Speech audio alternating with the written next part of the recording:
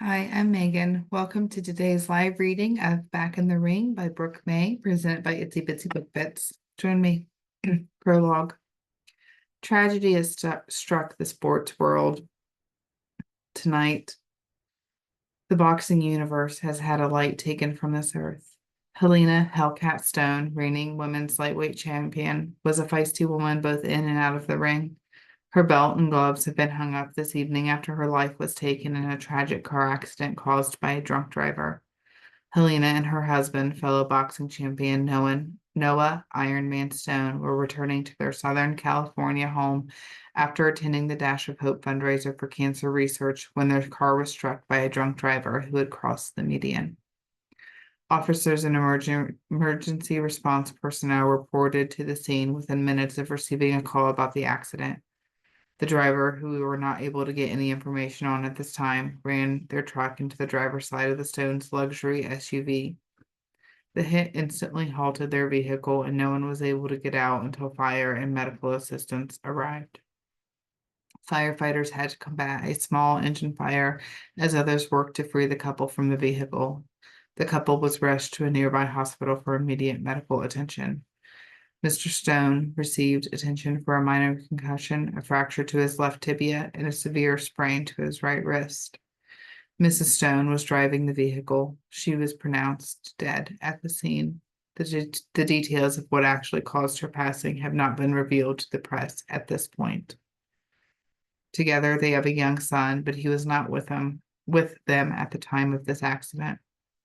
Helena was born and raised in Southern California. She met and later fell in love with fellow boxer Noah Stone at the local gym her father owns. To her family and friends, she was bright, kind-hearted, and always ready to prove anyone wrong. She was always willing to help anyone, whether it be a friend, a fellow boxer, and her family. Her light will never be forgotten. Her family wishes for all of her fans and that of her husband's to be with their family in this unfortunate time with good thoughts and prayers. They also ask for everyone to allow them privacy to grieve. Funeral services are still to be arranged. In lieu of flowers, the Stone family wishes for anyone willing to please donate to one of Helena's prized charities for juvenile cancer research through Dash of Hope. Chapter 1, 1 year later. The light breeze brushes over the wheat field just through the last gate of my parents' backyard. My hand glides over the soft yet somewhat coarse heads of the golden green crops as I leisurely make my way to the strong, proud tree in the center of the field. I sober as I near the tree that means so much to me. Closing my eyes, I lose focus on the tree and the dark-haired girl ahead of me who has finally quit complaining. Like a screen reel, images move across my closed eyelids. The old tire swing I used to lose myself on for hours after doing chores and schoolwork, and how the worn rope finally broke during my senior year of high school. Stolen kisses as the sun slowly sank in the distance, and the blooming new love forming in my young heart for the boy who bought me a new rope and fixed the swing for me when my dad couldn't spare the money for such luxuries. And under this towering tree, I married that boy. Elijah was my everything. Our dreams were in sync, our passions parallel, and our love was everything to us, especially when our daughter was born. Life was great. We both managed to obtain college degrees while taking care of a newborn. We scraped together as much money as we could to buy the old elementary school to start our youth center. Eli's parents were older when they had him and passed away while I was pregnant with Claire. They left their house to us, freeing up our ability to save with ease. Our small town is 3 miles from one end to the other with a sparse population where everyone knows everything. But it was need of a safe place for the youth. But it but in need, but it was need but in need of a safe place for youth since most of the parents had to go out of town for work. Eli saw the need for it far before I did, but the moment the idea was born, there was no turning back for him. And now, even 8 years after he was taken from us, I continue his dream to the best of my ability. Mom, watch where you're going. Snapping my eyes open, I am a single step away from planting my face into the coarse bark of the lone walnut tree. Taking a staggering step back, I seek out my daughter. She is a youthful reflection of myself, aside from the crisp green eyes she inherited from her father. Wise beyond her years, she showcased the kindness in her heart with her eyes, but as of late, her tween annoyance has caused them to roll more than often. Where did you go? Situating herself through the tires, she begins to swing herself. She's grown passive since coming out here earlier. This morning, she wanted to stay home and then go to a friend's house rather than make our annual trip to this spot that means so much to me. Forcing a smile on my face, I know she can see right through. I hope my answer pacifies her. Nowhere you need to concern yourself with. You're worried about getting enough money to keep the center afloat. She's astute as ever, showing me more of her father than of me. My smile falters, and I allow myself to sink into the soft grass at the base of the tree, giving me the perfect mixture with the rough tree. Closing my eyes, I turn my face up to the warm sun and take a deep breath. I can't get anything past you.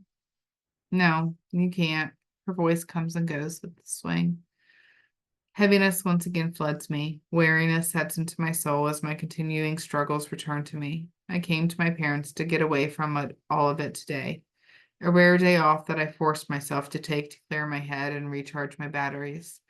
Even though I don't have a house payment, I have utilities for my home as well as the mortgage on the center and the utilities, supplies, and salary for the few employees I have there. The monthly fees for parents to bring their children aren't enough anymore.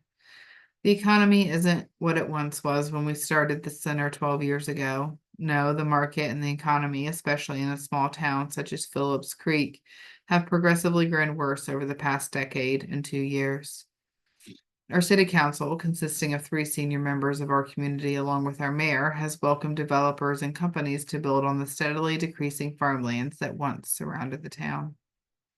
I should be happy with the prospects of revenue coming in, but I'm not. Instead of the newer population coming in with families and needing a safe space for their children, I am bombarded with calls from developers and corporations offering to buy the center for a great deal of money, only to turn it into something else. I can't bring myself to let go of Eli in my dream.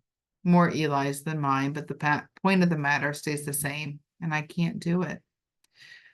The creak of the rope rubbing against the branch fills my ears as the wind once more dies to nothing, leaving the sweltering humidity. Oh, Eli, send me a sign on what to do. Silently, I pray a sign to either keep or get rid of the center will come to me, giving me confirmation on what to do for the rest of my life. You could just sell it, Mom, and get a regular job at one of the companies coming in. This makes me smile. I don't even have to say a word, and my daughter already knows what is plaguing me.